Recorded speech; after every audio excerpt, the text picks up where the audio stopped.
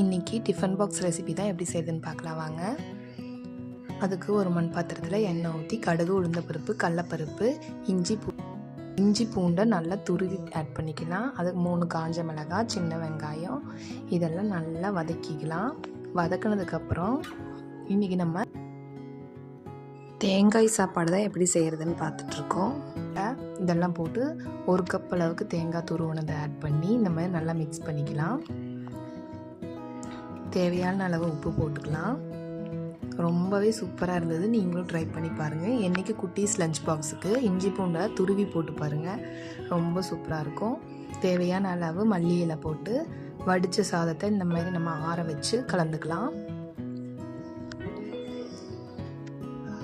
இந்த மாதிரி நம்ம கலந்து விட்டுக்கலாம். ரொம்பவே சூப்பராக இருந்தது. நீங்களும் ட்ரை பண்ணி பார்த்துட்டு எப்படி இருந்ததுன்னு கமெண்ட் பண்ணுங்கள்.